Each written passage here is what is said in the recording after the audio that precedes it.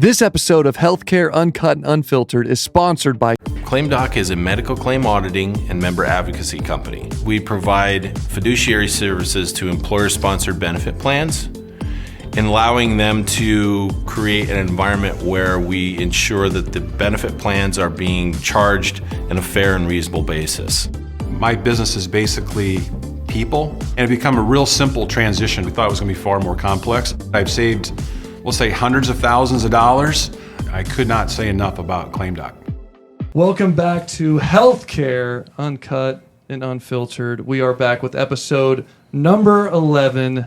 Take it away, Mark. Absolutely, Brandon. I'm glad to be here. It's exciting to get back in front of the microphone, see some friendly faces again, to get my buddy Omar Arif in here from ClaimDOC. I think we got a good show on tap. What have you guys been up to? School back in session for you guys, Alex? Yeah, so my two started week before last, and then Hunter started this week at Jones. I saw on Facebook, Hunter is Jody's son, and he's 14, 15 years old, and I met this kid where he could barely see over this table when I met him, and they posted pictures of him on Facebook last weekend, and he's like in football gear with a palm leaf hat, a straw hat on, and just yoked. I mean, it's pretty cool to see Hunter get grown up like that. He's up with football. Yeah.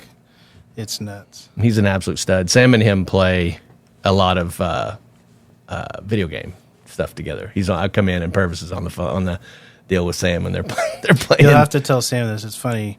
So he's been talking all summer that he's going to start. He's a freshman.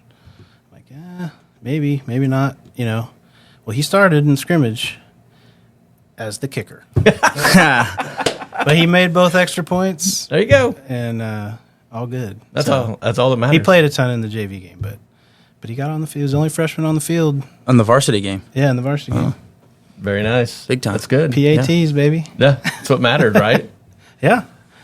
B-Love, how's your family? How's everybody doing? We're all good. We're adjusting back to school, and I like it. I like the structure that comes with that, and I think I always start to get a nice sense of I get a good push towards business endeavors right when the kids start school. I get excited again to really kind of get a routine, because it's impossible to get one in summer. So all is well, man. How are you? Good. Ever since the job change in March, I've been kind of officing from the house, and we had a litter of puppies.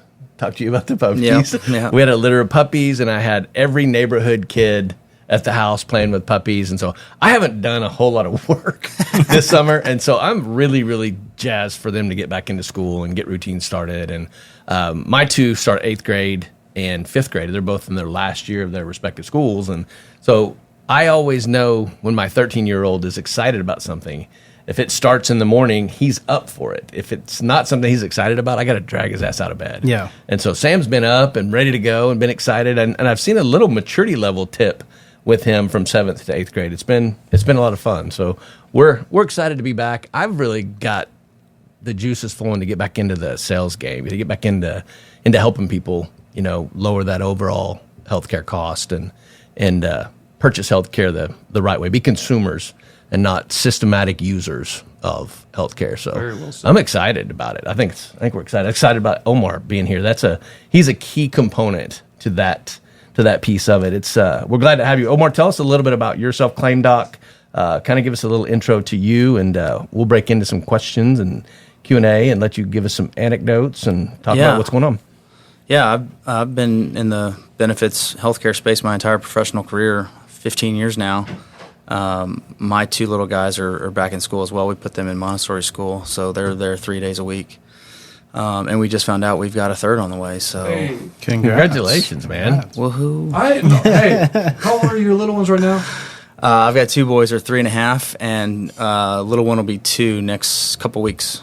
This is perfect. I don't know if we might be similar in age here, but my kids are 5 and 7, 6 and 8. It's all the same.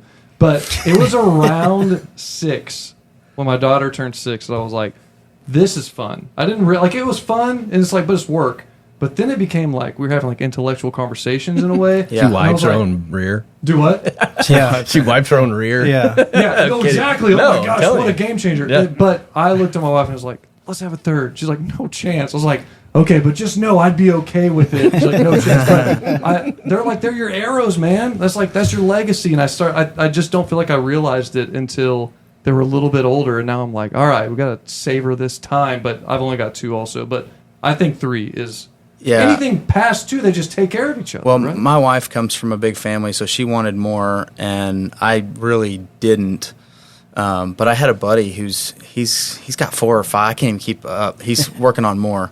He's got a basketball team. But he's a smart guy, and he's very successful. And he said, Omar, nobody's ever sitting on their deathbed wishing they had less kids. Yep. And so that kind of hit me because I love my 2 boys more than anything, and so to have a third will be fine. The real problem is that my wife has twins in her bloodline, and so I have this fear that there may be 2 of them just chilling in there. And that would be a lot. Did you say if it's a boy or a girl yet? Not yet, no. Okay. Just found out, right? Yeah, we just found out a couple weeks ago. You got an idea on due date when? We don't. I shouldn't even be telling people yet. Her first appointment, hey, I think, is. We're going to have to start this over. We're just going to edit all this out for you, man. No, I mean, she can't keep a secret, so she's been telling people. But her first appointment's Thursday. She's probably 8 weeks in or so. Good for you guys. Yeah. We're excited. That's great. It'll be good. Awesome. Well, tell us about the whole ClaimDOC journey. Tell us how you got to ClaimDOC. Whew. How far back do you want me to go? How far do you feel comfortable going? You're in good company. I've been in, like I said, I've been in this business for 15 years. I've been on the technology side. I've done open enrollment, communication, and VB. I've been a partner at a TPA. I've worked for a carrier. I've seen healthcare from a lot of different angles. And reference-based pricing is just something that struck a nerve with me. A recruiter from ELAP came calling on me about, it's 4 or 5 years ago now. And so I got into RBP with those guys, and I spent 14 months there and was doing really well. I was off to a hot start. I had some great sales for a guy, 1 year into a job. And ClaimDOC came knocking with just what I'd describe as a life-changing opportunity for me. And so I've been at ClaimDOC for 3 years this month. We are a reference-based pricing firm that sort of prides ourselves as being the end-all, be-all for replacing a managed care network and doing it with reference-based pricing. So we do, direct contracting in-house, legal in-house, member advocacy in-house, bill auditing in-house. We take care of everything that's needed to remove Blue Cross off an ID card and put ClaimDOC on it. And it's a fun business, and we have a lot of impact on the organizations we serve and the membership that they take care of, and so it's kind of one of those things where it just got in my blood, and I don't know what else I would do at this point. Yeah. Honestly, I mean, I don't. That's awesome to hear. It's always fun to get around you and know a little bit about. We share strong common interests at driving the employer health care price down and have always looked for ways to work together. But for listeners and people out there, there's a lot of alphabet soup that goes on in a lot of our podcasts. Reference-based pricing is a model of fixing price as it relates to healthcare. Talk about, like you did with our organization this morning, about what the pricing that we're seeing in a hospital setting as opposed to what they get when they apply reference-based pricing to an overall healthcare plan. Yeah, I talk about that in pretty much every sales presentation that I give, especially if I've got time to do it. But there was an ongoing study done by the RAND Corporation, the RAND study on hospital pricing. It's like a really exhaustive 5-year study that talks about the cost of hospital care, so in and out patient care, after managed care discount, as a factor of Medicare. So what does that mean? That means all the BUCAs and all the big HMOs and all the regional PPOs combined nationally. What are their discounts with each hospital after discount, and convert that into Medicare? Well, that rate from 2016 to 2020 went from 2.25% to 2.5%. And they haven't published anything beyond 2020 that I've seen. Maybe they've updated it recently. But if you look at what's happened just across all consumer goods in this country since 2020, I mean, it's been just insane inflation. So we did our own study on our 2022 book, or sorry, our 2021 book rather, and we think that from 2020 to 2021, that price went from 2.5 times Medicare to 3 times Medicare. So what does that mean? That means if I'm on a Blue Cross or United plan and I go into the hospital for a knee surgery, I'm going to pay 3 times what the federal government is going to pay for that same service. On what planet is that fair? In what other market do we purchase things that way? Right. And it's crazy. And the savvy consultants, Mark, like you that are out there have heard that several times. I mean, that's not news to anybody that's in this business or deeply ingrained in this business. But what is news to some folks is that it's not just the price. It's not just that price tag of 3 times Medicare. It's also what these hospitals are stuffing in these bills that they're able to get away with because no one's checking. So it's the price, and then it's what some PC folks call the creative billing practices. I call it fraud because it's fraud. But there's all sorts of things that are in large hospital bills that should have never been there in the first place. And, so it's not just about us repricing the claim to a more fair Medicare metric. It's about our clinical team combing through that bill line by line and denying pieces of that bill that shouldn't be in the bill and then repricing what's left. That's how we drive a fair and reasonable payment to the employers that we serve. And we talked about this morning, that big Aetna claim that you had. Mm-hmm. I mean, that's by far the biggest claim I've ever heard of and seen, by far. Yeah, it was an interesting situation. What you don't know about that Aetna claim, or it was actually Aetna was the stop-loss company. They weren't the carrier they were the carrier and the stop-loss company. So they were both. They had their hand in both. They were the network and the reinsurance. And the stop-loss, what you don't know about that deal is we took that case over on January the 7th. That dude fired his house up on January the 14th. We didn't get the first year. I was in every other week meetings with Aetna for a year solid. And, well, no, it wasn't a year solid. It was still September. He passed away in September, but he claims the claims that were the most expensive, and I thought about this when we were talking this morning, were, what'd you call it, where you get something from being in the hospital? What is that? Hospital-acquired condition. Hospital-acquired condition. This is crazy. This guy had skin grafts done on bed sores. They were doing skin grafts on bed sores. His bed sores were from people not turning him over when he needed to be turned over. That, to me, that seems like a hospital-acquired condition, but here's what happened. You said exactly what went down. Aetna came in, and the doors closed on what was going on. We just had a doctor that the TPA would meet with from time to time, and he would ask about each and every one claim. Yep, good, yep, good, yep, good, nope, yep. And I'm 100% sure that they were in renewal mode. They didn't want to lose, because what's the reaction whenever you have a horrible claim year with stop loss? Rates go up. Mm-hmm. They were scared to death we were going to leave, that we were going to shop stop loss on them. And that's one scenario where they do not want stop loss shopped. They do not. We'll do whatever we got to do to keep you here, because they're never going to get their $28 million back if they don't renew you. That was a head scratcher to me. I mean, but going back to why those things even happen is you just got to follow the money. I mean, Aetna as a network has no risk. They have no incentive to control cost, and so they don't. And so what they do is, if you need a bill reviewed like that, they send it to their one and only approved bill review company in the whole country called Ceres, which we talked about. And I'd heard the name Ceres before a couple times. There's a captive manager that uses Aetna, and they had me look at a couple large claims, and Ceres had looked at them and said, hey, hospital billed it perfectly. You guys got to pay it. And then lo and behold, they told you guys the same thing on your big one. So, when Aetna has no incentive to drive costs down for their membership, and they're using an exclusive partner that probably isn't doing much of anything either, and that's what you get. And as a client, you don't really know any better. No, absolutely. The one thing that I see with reference-based pricing all the time as a client, and Alex, you'll want to chime in on this, and I think we'd have a conversation with you guys about this, but the thing I see the most in this space is fear.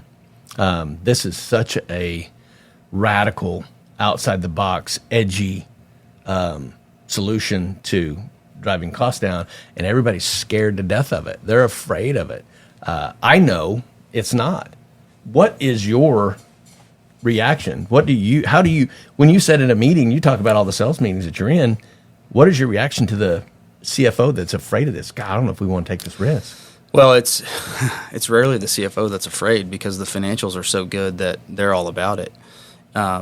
It's usually either the top. It's usually either the CEO and or the HR folks. Because if you think about this from an HR perspective, it's more work, especially initially. When you implement this program, it's more work for HR, period.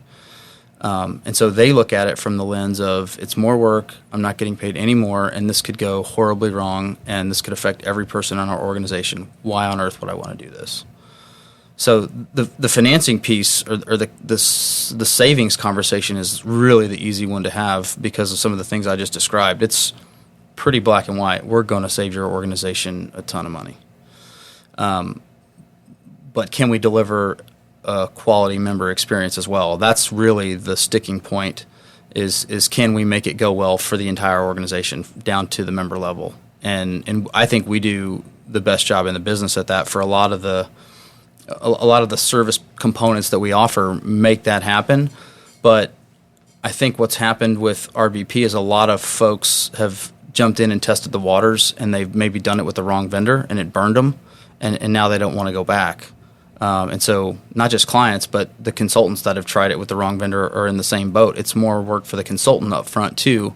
And if it's a poor experience, then they write off RBP, the entire vertical of RBP. They write it off and never go back to it. And that's the challenge that we have to overcome is we have to be very, very clear and defined in our workflow processes as far as how we implement, communicate to, and service a group, because it's not Blue Cross. It's not, here's your Blue Cross plan, see you next year at renewal. It's a constant, ongoing communication battle.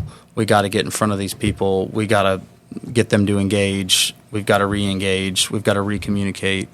And when we do that, things go really well, because the couple things that we can do, not just for the employer, but for the employee as well, is we can make it a win for them too.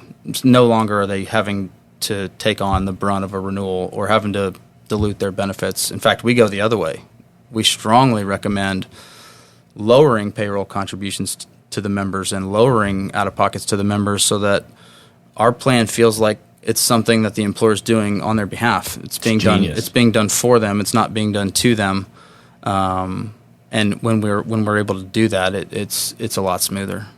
And do you find you're negotiating with, say, a brand new employer, and you implement this first year, you've trained the employees, they probably didn't listen. So how long does it take? And the question kind of is, are you typically negotiating up front before they go to a facility, or are you always negotiating a bill after it's already all happened? And how do you help train the employees to notify you beforehand, if you do that, to call the facility and say, here's this person's coming, this is our rate, Yeah, so it's both. It's a two-pronged approach. So when we bring a new case on, we proactively engage with the providers and the members. We have a full program called Pave the Way, which is a series of proactive outreaches that we make to the providers in the community that the members already see. We do that at the facility level and the physician level. So that's proactive, and that's not just something that happens during open enrollment, but that goes on year round. So if somebody comes on as a new hire or somebody gets a new diagnosis and they say, hey, I want to go see, Dr. Jones because he's the best cardiologist in town, we'll get you in to see Dr. Jones. So that's the proactive piece. The reactive piece is we're not necessarily calling an emergency room or necessarily calling a hospital to say, hey, someone's coming, because we don't want to break into jail, so to speak. We get a lot of claims that flow through our standard pricing model without any pushback at all. So as many of those as we can get, great, because that's no hassle to the member, and it's the most savings you're going to get on our normal payment metric. Now, if there's an access problem at the facility, like someone needs to go have a knee surgery and it's getting hung up in the pre-cert process. That's when we need to negotiate before care is rendered. So, the pre-cert's verifying eligibility, and they're verifying with the TPA, and then the provider's saying, well, hey, we don't recognize this ID card. We don't have a contract with these guys. What's the deal here? The TPAs we work with know that ClaimDOC has provider relations on staff, and they sort of act like a second level to the TPA. So the TPAs are already taking provider calls for eligibility all the time. Our provider relation team sits on standby when things like that pop up so they can negotiate on the fly. So what we do is we negotiate single case agreements like that. Like, hey, Mark needs knee surgery next week, and we don't want to have to move his surgery to another facility. We understand we don't have a contract, but what's a reasonable rate that you'll take? And we negotiate those with. Sounds automated almost. It's not totally automated. The pre-cert process is tricky. We have some really skilled people in our provider relations department that are able to get those negotiations done so we don't have to push a surgery back. But I'm not saying it's perfect. There are times where, the hospital waits until a day before the surgery to get everything verified, and we can't get a deal done in time, and that surgery is either getting bumped back or we're rerouting, which those are the most challenging parts of our program, in my opinion, because if the member doesn't understand why their surgery got bumped or why they have to look for a new facility or even a new doctor sometimes, if they don't understand why that's happening, then they're running into HR's office and saying, our insurance is terrible. What are we buying here? So it's a constant battle to drive the narrative at the group level and at the member level to make sure that everybody knows why we're doing this. Like, yeah, this sucks that your surgery's getting pushed, but remember at open enrollment, we told you were going to save, $90 a paycheck. That's why we're doing this. So there's a little bit of give and take, and when I'm selling this product, at the executive level or at the consultant level, I say, look, we're going to save this company X. Is that meaningful to this company? And will they tolerate a couple headaches? Because the headaches are going to happen, but is X amount of savings worth it to deal with a few headaches? Yes or no? I mean, sometimes it's no, and that's fine. We'll move on. But it's getting to be yes for more organizations. I mean, I've traditionally said, and I've got to change my pitch a little bit because I've generally said we don't deal with law firms or tech shops. Well, we just wrote a big tech shop. So, I mean, it's changing quickly. Yeah, everybody's looking. Well, it goes back to the conversation we had at BAW today, and it talks about what my mindset is over the last, since we referenced 2008 as probably the worst economy that we had been in quite some time. And from then to now, GDP's done this, wages have done this, and they've gone up and they've gone down and gone up and gone down. Healthcare's never really wavered. And so at the end of the day, this is the real opportunity, even in this economy or whatever economy is coming. We talked about that. This is, to me, reference-based pricing is the only chance we have to do this with healthcare at all, to bring that back closer to the national wage delta, the delta between that and national wage, the delta between that and gross domestic product, et cetera, et cetera. And I believe that if we don't look at ClaimDOC, reference-based pricing, which is ClaimDOC. No, just ClaimDOC. Just ClaimDOC. It should be the word. It's the household word for reference-based pricing. But if we don't look at that model, that's the savior right now. It's the absolute savior to bringing that healthcare cost into line. The one thing that I think's troubling to me is government's involved. There's a government level in this, and anytime government's involved, it scares me. I think they can screw up more than they fix. But at the end of the day, we're relying on government to keep Medicare where it is. Now, is that changing? I don't know. But they've recently passed some legislation that has probably impacted what you guys are doing. It's the No Surprises Act. Can you talk about how the No Surprises Act has impacted RBP, and do you see it changing things in the future for you guys? Yeah, I think not just for ClaimDOC, but for the RBP space in general, the No Surprises Act has helped because there's a subset of claims that are no longer legal to balance bill a member for those types of claims. anesthesiology, radiology, emergency room. There's a I don't know all of them, but those are a few. And we suspect that hospitals have just gotten more gun shy in general on billing members because they don't want to send an improper balance bill out because the penalties are steep. And so we're seeing, more appeals than we're seeing balance bills, which plan appeals are great because we'll manage those on behalf of the client and it keeps the member out of the way. So we'd much prefer an appeal to a balance bill. But we've seen balance bill rates drop across the industry, and when we're in competition with some of our fellow RBP vendors, and we hear about their balance bill rates in certain regions, that kind of holds true as well. I say, well, that sounds pretty low, but it may be right, or they may be lying. Who knows? That's true. It's 100%. Yeah. The No Surprises Act, for those that don't know, the government passed a law saying it was illegal to. You probably know more on the actual wording of it, but it says that you can't have crazy charges, hidden charges, and things like that in a bill. Yeah, there's a lot of layers to it. There's a transparency component to it, which says that hospitals have to publicly show their prices for all services, which they've done in what are now called MRFs, machine readable files, which I don't know. I mean, you have to have a computer program to de-encrypt those things. There's also some. There's also going to be some they now call it IDR, independent dispute resolution. So if there's disputes over claims, then there's a government appointed arbiter that manages the claim between the provider and the payer. So generally the employer and the provider. And there's also something called QPAs, which stand for qualifying payment amounts, which are, to me, it just sounds like another form of what's usual and customary, but there's a government-regulated, standardized way to come up with what's fair and reasonable in a certain market, and those are called QPAs, which also have to be transparent and disclosed. So, yeah, there's a lot to it that I think helps the world of RBP, and our legal team briefs us from time to time on that. So, I've got 6 or 8 lawyers in-house that know far more about it than I do. Yeah. Has their work decreased over the years since you've been there, or is it, as providers, facilities get used to these legal teams calling, saying, hey, you can't balance bill. Hey, we're going to, point out the fact that, we agreed on this price. Or even if we didn't, you're not going to do that.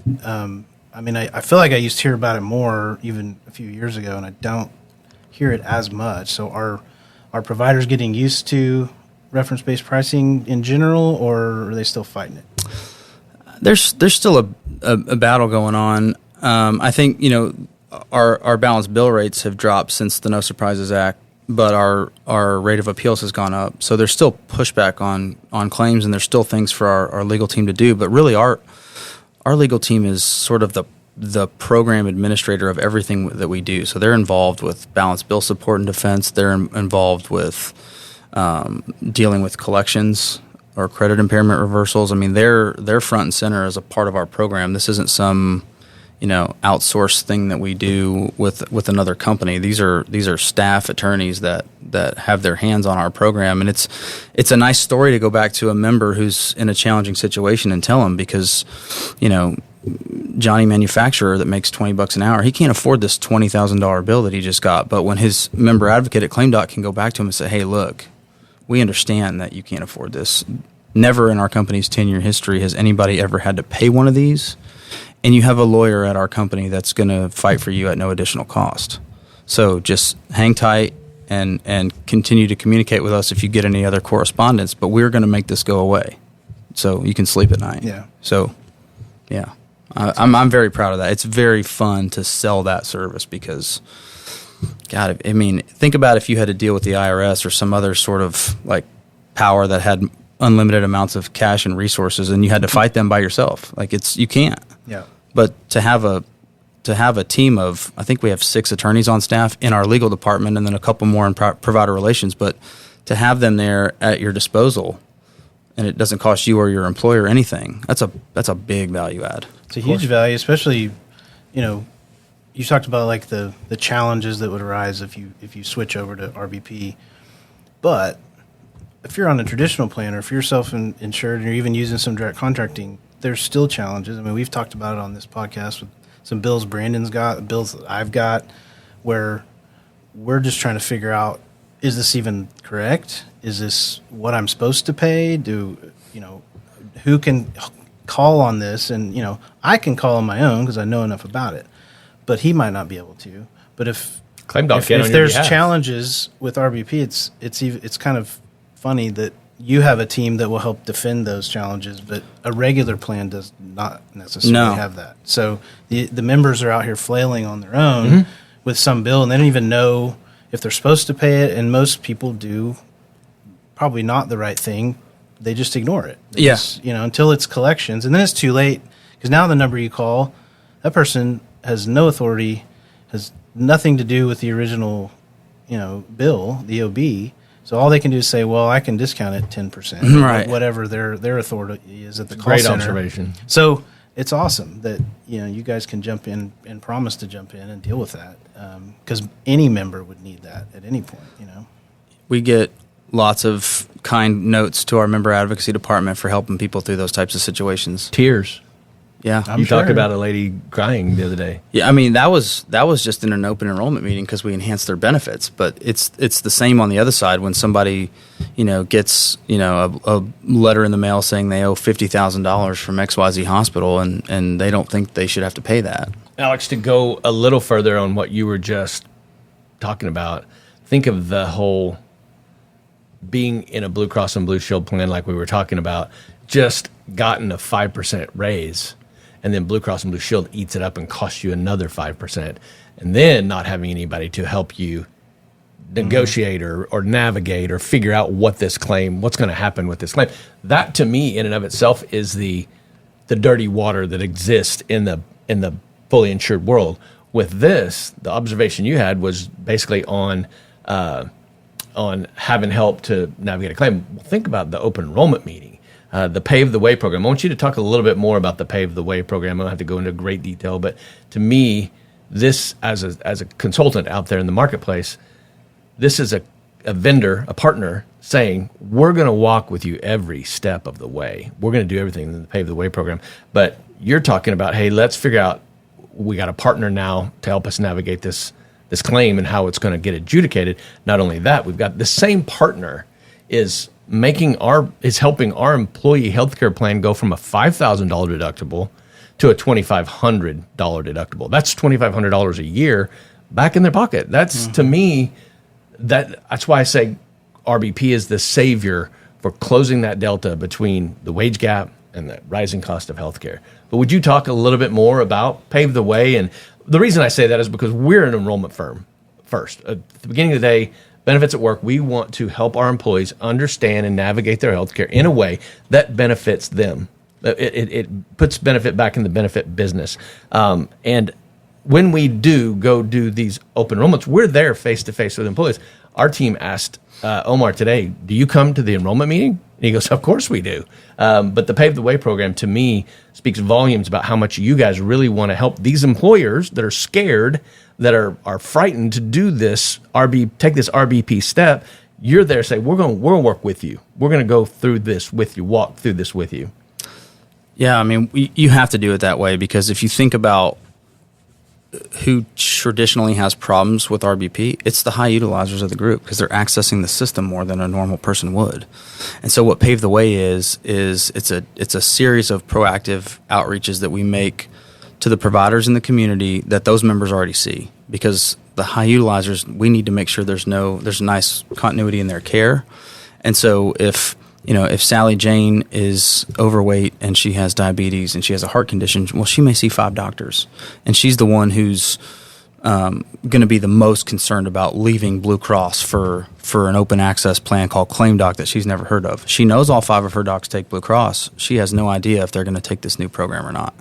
So when we attach her to a member advocate 2 months before their effective date, and that member advocate says, hey, send me a list of all of your 5 doctors, I'm going to reach out to all of them, and I'm going to make sure that they accept you as a patient. That's powerful. Mm-hmm. And when we do that, we get a 92% acceptance rate across the country with providers. And in the instance where, the other 8% where the physician says, no, we can't accept any new insurance payers or whatever the case may be, then we go back to that member and say, hey, Sally Jane, we got 4 out of your 5 doctors set up, ready to go. The 5th one said that they either had a full patient panel or they just got bought by a huge health system and they can't take anything else. So here's your options. You can still go see that doctor if you're married to that doctor, but you got to pay the full amount of that office visit and wait to get reimbursed later. Or if you're not necessarily married to that doctor, we'll find you another doctor in your area that's going to accept you and charge you your copay. So the communication is still there. It's maybe not the answer that she wanted, but we got 4 out of 5 docs set up, and the 5th we gave her some options for. And so that's paved the way. That's how you make the transition from Blue Cross, United, Cigna, Aetna to ClaimDOC smoother. And then the other thing it does for us is it gets the members familiar with who ClaimDOC is and what we're there to support them with. So now when Sally Jane gets a balance bill from a hospital stay she had 6 months after open enrollment, she can say, oh, yeah, I talked to Levi at ClaimDOC. He helped me get set up with my docs, and I can just call him to see if I actually owe this money or if this is a balance bill that they can take care of on my behalf. That's awesome. Yeah, it's the way healthcare should be delivered. And in my then book. do you, and this is part I don't understand about RBP, because I always think of it as, sort of this Wild West thing where you have a reference, and then you tell people to go out and use it. And then you guys call and negotiate a bill or whatever. But do you ever convert it to an actual agreement, like just a long-standing agreement, and then you don't have to worry about it after? So you kind of almost have a actual network instead of just this. Yeah, I mean, we don't ever call it a network because we don't ever have enough docs and facilities in one area to say this is a network. Right. But we do have a contracting arm of our business where we say, you know what, we keep having problems with the same health system over and over and over, and we might as well just cut a direct contract to have a little bit of smoothness to care and not have to fight them every time. The trick there is that those rates aren't always that competitive. And if you practically, if you think about it, Blue Cross has 1 million members in this market, and I maybe have 5,000. Why would Hospital X give me a better deal than they'd give Blue Cross? So if I just go cut contracts all over town, your client may as well just stay with Blue Cross. We want to get access to care without a contract. So we think of ourselves as price dictators instead of just contracting with everybody. Don't break into jail. That makes sense. Yeah, yeah. Well, my background, was a CEO at a large orthopedic group, and then owned a home health and hospice. But at the orthopedic group, from just a clinic perspective, most of our contracts were RBP. I mean, it wasn't right. I wasn't negotiating straight with Blue Cross. It was some hospital organization or Oklahoma Physicians Association. They'd go out and negotiate on behalf of the organization, and then we'd get a stack of each carriers, a piece of paper. It wasn't even a contract. It was just Blue Cross Blue Shield of Oklahoma offers 140% of Medicare. Do you accept, yes or no, with that each doctor in the group's name? And you just Cigna, Aetna, like all through it, and you'd accept or not. But it was all a reference of Medicare. So that was my own. I came from the apparel industry into medicine, so that was my only reference was this group. So I thought, well, that's just how it works. But then I realized, it's much different with the hospital, and how they negotiate it. So is the problem really facilities, not individual providers running a little large or small practice? Absolutely, it is. Okay. Yes, and that's an astute observation that most people can't make the connection on. Blue Cross has RBP on every single one of their commercial plans. All the docs get paid Medicare plus a markup. My orthopedic surgeon is actually a friend of mine, and I was having drinks with him a couple of weeks ago, and he said, Omar, depending on if I'm dealing with a managed care organization that's working for Medicare or if I'm working for one of the commercial payers and it's Blue Cross or whomever, the payers are now giving me between 95 and 105% of Medicare on the professional side. Yeah. Yikes. So in most markets, when we go pay docs Medicare plus 25, they're getting a raise.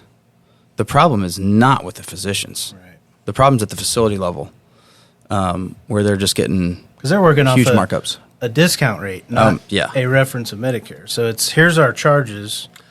I'll give you a 20% discount.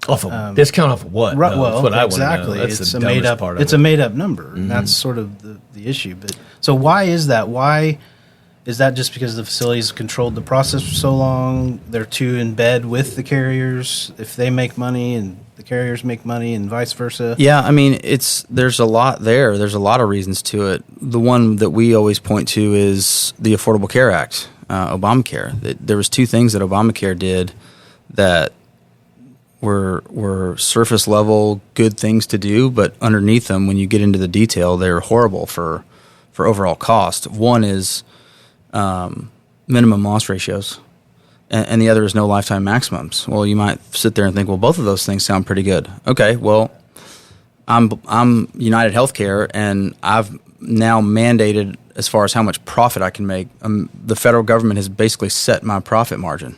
Okay, so the only way I can make more money is to drive up the top line. Right.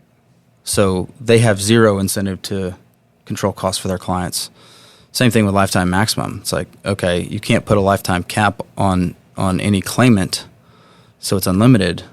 So now the hospitals can bill whatever they want, knowing that insurance has to cover it, and the networks have no incentive to control that cost. Right. We basically gave the hospitals a blank check to do whatever they want, and they are doing that. They did. And you come from a provider background, so you can probably relate to this, but I get really pissed off when I hear hospitals tell like sobby stories about how they can't turn a profit. It's like, okay, 80% of hospitals in this country are nonprofit, so show me the C-suite compensation, and then let's adjust that, and then you tell me you can't turn a profit. Because I also own a home health agency, and I know that my break even is like 67, 70% of Medicare.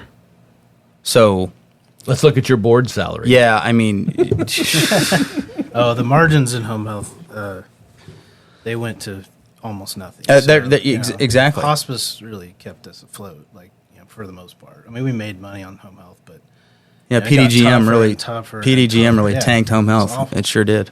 And people don't understand that either. I've always defended, just coming from a specialty group. People just, these doctors make so much money. Well, yeah, orthos do, neuros do, some specialties do, but they are not the problem.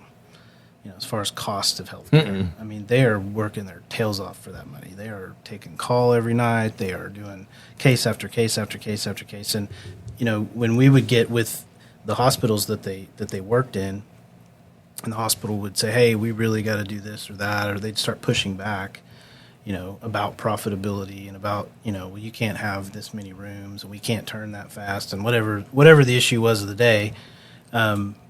All it took was the docs to say, okay, well, we'll go somewhere else. Well, immediately, they were happy and they were, doing everything they could to keep them there because they make money. I mean, it's just a lie to say they're not profitable. Yeah, and I want to make an important distinction. Reference-based pricing is not an attack on the physicians at all. We're just trying to eliminate the waste at the facility level. That's where it all is. I mean, I get a report every 2 weeks from my CEO of claims that we've audited and what that does for our clients. And I mean, it's, every 2 weeks I see several claims that are in the hundreds of thousands that we knock down to, 80, 90% discounts because we pulled all the fat out of it, just disallowed it. I think there's a part 2 to this episode where we let you dissect a claim for us, where we let you guys show us what happens in an egregious type of claim. I would love to sit down and go through and look at that so that I know when I'm talking to my clients what they can expect. At the end of the day, it's in their mind, we're going to adopt this weird, crazy, out-of-the-box strategy, and we're going to be scared, we're going to be fearful. But to me, and I told our team this after you left, I go, RBP needs to just be what we're doing.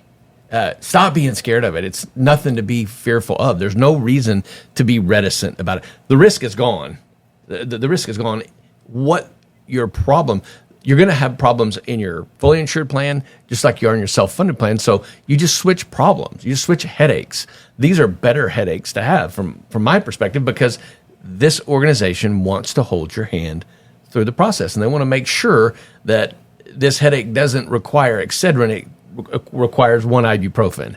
You know what I mean? At the end of the day, it's not as bad as anybody is making it out to be, and it's got a horrible name. And I told the team after you left, Omar, I said, this isn't the easiest thing on the planet to sell, or you would have 100,000, 200,000 members in this market. Yeah. It's a steep hill to climb because it's different, and we're going to figure it out. My team's going to figure it out, and this is just going to be what we do. This is how we go about delivering healthcare. There's no reason to be handcuffed to a logo. We don't need that. We don't need to be handcuffed to a logo. And I pulled my card out. I've got a Blue Cross Blue Shield plan that my wife's an ASO plan for Larson Design Group. We're going to introduce you to Terry, her boss. And so, but I pulled my logo out. I said, so many people, the reason it's so hard to sell is they think if they don't have this, they don't have coverage. And that's just such a brainwashed lie. It's incredible. Speaking of Blue Cross Blue Shield, I want to slip over to the United Healthcare scenario. You two remember Tom Bartlett sitting right here? Mm-hmm. Okay. You had Tom on before me. Stop. Stop. At the end of the day, we talked about Tom putting reference-based pricing in at United Healthcare. This is the jackwagon that's doing it with him. It's Omar that's gotten together with Tom. And now in the United Healthcare space, if a large group comes to them and says, we want RBP, United will sell them RBP. Unheard of in the fully insured marketplace. The UMR is their TPA, which is kind of their self-funding arm. They're actively going out and selling some cases. Yeah, it's the redheaded stepchild of the large organization that is United Health Group. So it's, UMR's their big TPA. UMR acquired HealthScope, which is how Bartlett got involved, and so they're now all on the same claims chassis. And so it's HealthScope powered by UMR, and we can offer the United Healthcare network alongside the ClaimDOC plan at open enrollment, and the members can decide, do I want this traditional plan that's got every doctor and every hospital pre-negotiated? I got to pay 30% more for it, but whatever. My wife wants it, so that's what we're doing. Or do I want the lower cost ClaimDOC plan? And, we've done a few of them now, and the overwhelming majority of the population is coming our way because they need the discount. Mm-hmm. They need the price break. And so it's been a good relationship, and Tom and I go back and forth all the time. I talk to him weekly because United's a big company, and so we've got to go get approval on every deal, and it's got to look and feel a certain way for them to take it. But that should tell you something when the largest payer outside of Medicare, when the largest payer is dipping their toe in this, then they know that there's something there.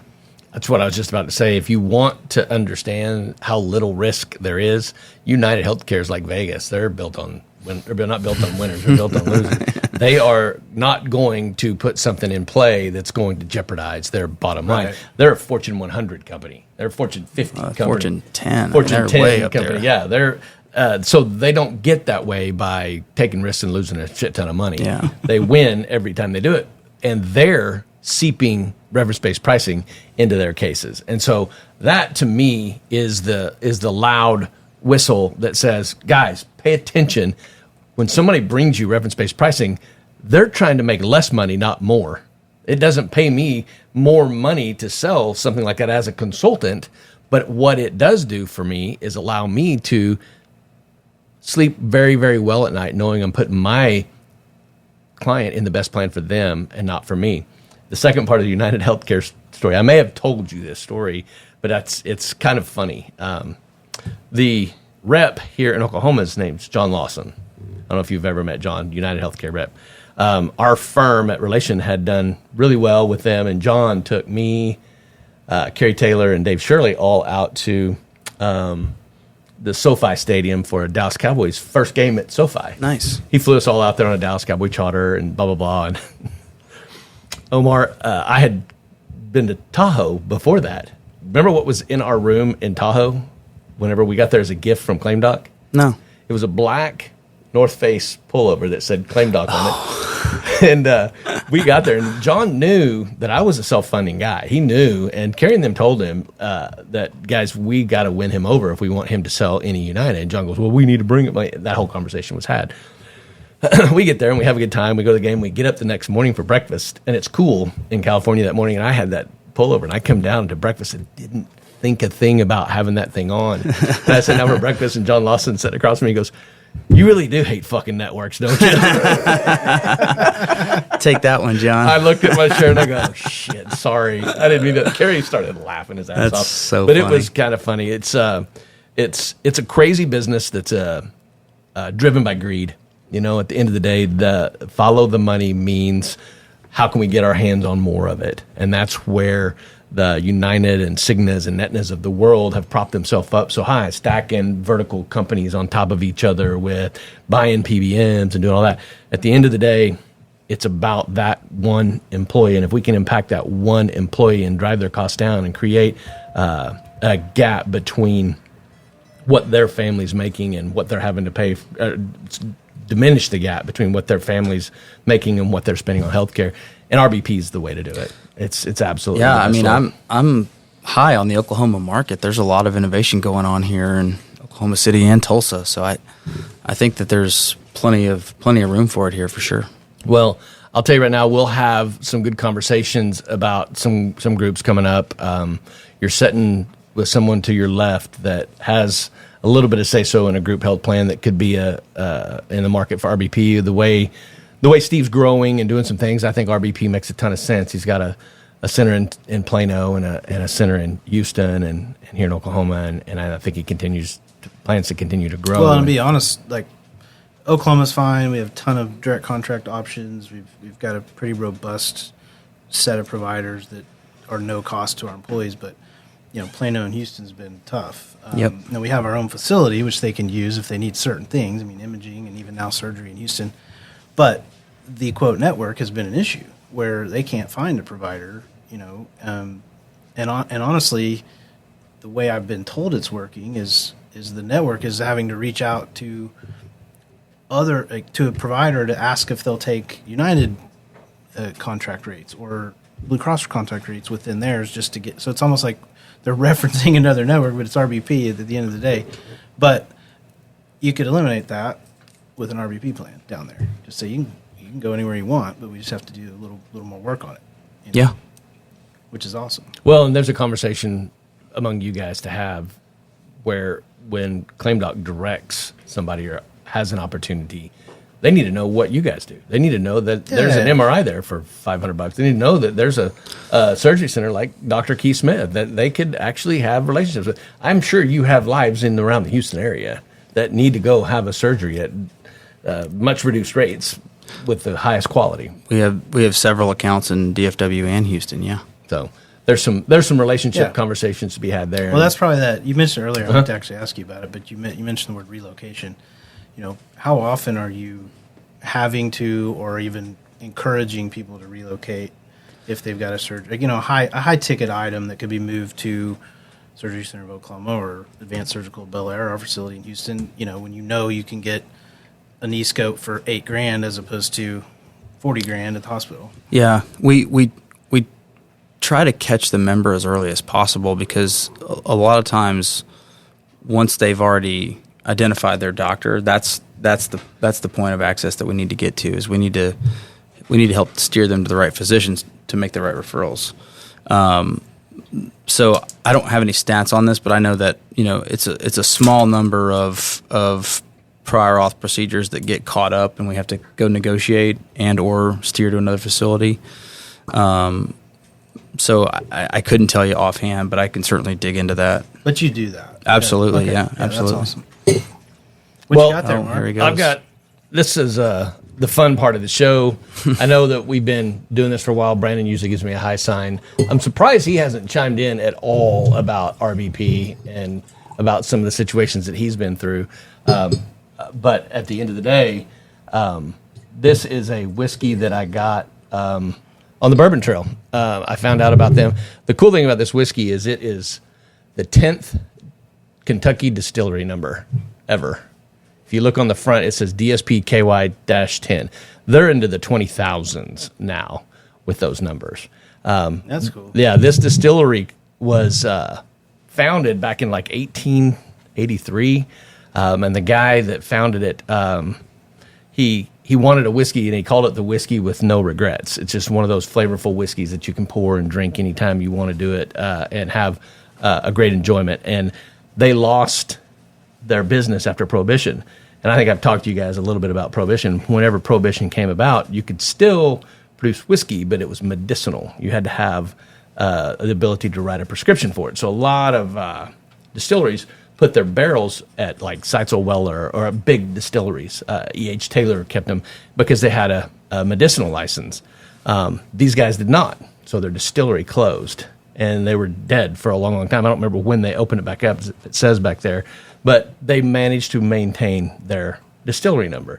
And so what they've done is kept and archived all of the mash bills and recipes and things for that whiskey and brought it back to life probably 3 years ago, 2 or 3 years ago. I've known about it for a little bit, but it's called Green River. Great little sipper. We're at that spot in here. Can you imagine knowing that much about whiskey?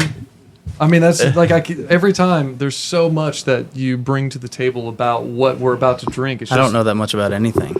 Yeah, well, you I do. will say this. He made a mention. Here, let's clink them. Cheers. Cheers. Made mention that I didn't ask many questions, and my job on the show, as we take our first drink,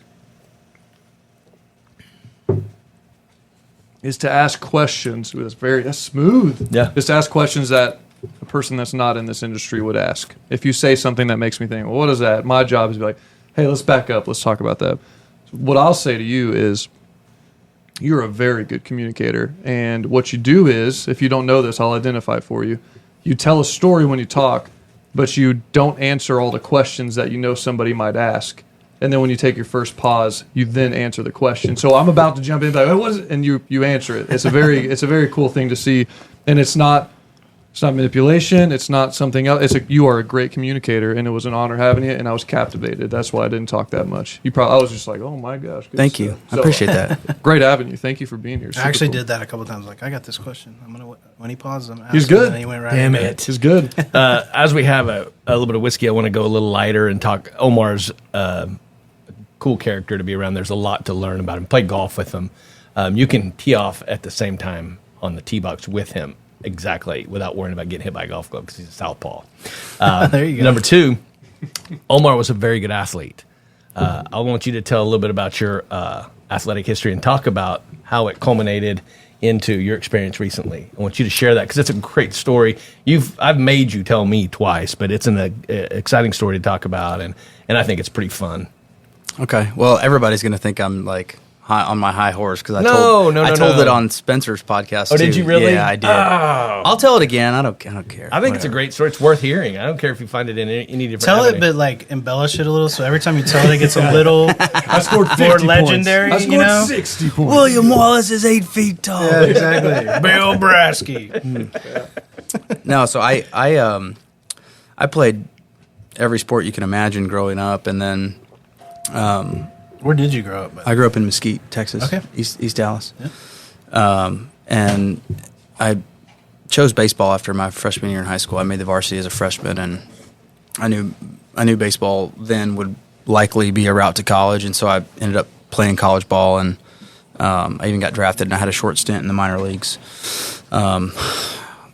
My first spring training, I go to camp, and there's a dozen other left-handed pitchers that are 6'4" and they throw harder than I do. And 105. yeah, I mean, maybe I was a little bit more polished at the time, and maybe I could get more people out, but they were going to get every chance because they had so much more upside than I did. The eye test is a real deal in Major League Baseball. No doubt, and as it probably should be. I mean, it's getting big league hitters out is not easy. And so I realized quickly that I wasn't going to make it to the big leagues, at least not quickly. Maybe I could have grinded it out at every level for 5 years just to get a crack at the big leagues, maybe, but still probably not. And so I hung him up in 2008, and I got into this business, and I coached a little bit after that, but I really didn't pick up a baseball since 2008. I got a call last summer Awesome. from a guy who was a scout for the Baltimore Orioles, and he said, "Hey, Omar," I can't remember what he said, but he basically said, "Hey, I hear your father is Pakistani and that you also played some pro ball here in the States a while back." And I said, "Yeah." And he goes, "Well, would you want to play on the Pakistani national team?" At least you could have said you were from the Yankees. Yeah, right. And I thought, no way, man, this guy can't be serious. I thought somebody was trying to play a prank on me. And he goes, no, man, like I am helping out some guys that are affiliated with the Pakistani Federation. There's a World Baseball Classic qualifier in October or end of September, early October, and they badly need some pitchers. And you're the only, you're like the only guy. This is incredible. Yeah, It's amazing. This is incredible. And so he goes, well, can you get your arm in shape and can you go pitch in the WBC qualifier down in Panama City? And I said, yeah, sure. No, you said, so you're telling me. You're telling me I'm on the national team? All I have to do is say yes? Yeah, this was a year ago. And what happened? You did it? It worked out? Yeah, I went down there. We so the year before, Pakistan, it's a double elimination tournament as a qualifier to get into the big WBC. And the year before, they didn't score a single run. They got blown out in both games. So we go down there. We played Argentina the first game, and it was a close game. We lost 7-5. I was actually the losing pitcher in the game. I came out of the bullpen with a lead. I got our starter out of a jam, and then I went back out the next inning. And was there a conversation about you going back out the next inning between you and the manager? Yeah, and I said I'm fine. I shouldn't have gone back out. I should have known better. But when you're in the moment, you think, you think you can go. And so I got on a plane at like 4 o'clock that morning to go from Dallas to Atlanta, and Atlanta down to Panama City, Panama. And then the game was at 7 o'clock that night, and it's in the jungle down there. It's raining. So our game didn't start till like 10, 11 o'clock. So I didn't get on the mound till like literally till like 1 o'clock in the morning. And I was on like 2 or 3 hours sleep. Wow. And, outrageous. Yeah, it was fun. It was a great time. We ended up losing that game 7-5. We should have won the game. I think we made 3 or 4 errors, and they didn't make any. So I think we were a better team than the Argentines, but they beat us. And then the next game was, I think, the next day. I think we played Nicaragua, and they're good. They're good. They're not like the Dominican Republic, or good, Mexico, but they're really good. They had 21 professionals on their 30-man roster.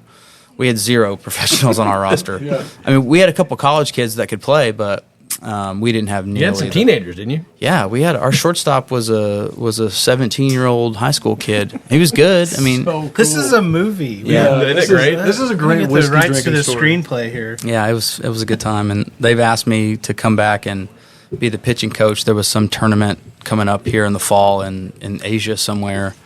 But I couldn't make it. I got too much stuff going on right now, so I couldn't commit to it. Well, you've got 2 babies at home. Podcast. You had to be here. Yeah, that's right. Yeah. There is a haircut happening in the background. That's all right. Yeah, it's full studio. You get hair, makeup, everything. We utilize every ounce of this place the best we can. And this is awesome. It's so fun. Yeah, that's great. That's a great story. That is a great story. No, dude, and that's what you get with Omar. You get a guy that you're always going to have a good time with. And I'll tell you this, whenever you write business, if it ain't fun and if it ain't worth doing, we ain't going to write it. Yeah. And I'll tell you, Omar, and we'll wrap up, and Alex, you can take us home, whatever you want to do. But moving into self-employment for me and partnering with Cody and those guys, the best thing about it, you alluded to it a minute ago, is that I don't have to do business with anybody I don't want to do business with. And if they're not of the mindset that they want to do the best they can for their employees, I don't want to do business. And you said earlier, sometimes we do the financials or we look at what we have an appetite for, and it works or it doesn't work. You get to be selective about who you do business with, because here's the thing about it for me. And if you're employing these strategies, like we had Tracy Krieger on the other day, we've got Dr. Smith and the RBP things, these all dovetail together.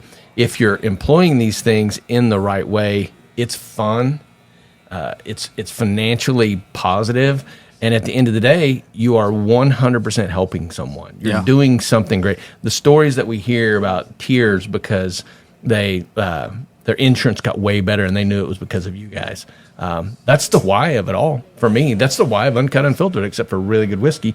But that's the why we do exactly what we do. And so the fun story about baseball, the exciting growth of ClaimDOC, and seeing everything that you guys are doing, it's exciting to be in this industry and in the atmosphere with you guys. So look forward to writing some business. It's a pleasure to be on. I appreciate it, guys. Thank you for coming. We appreciate it. Well, I'm going to wrap us up. That's everybody. Anything else? Nothing? Good. We appreciate you guys being with us here on Healthcare Uncut and Unfiltered. Bye. Bye, guys.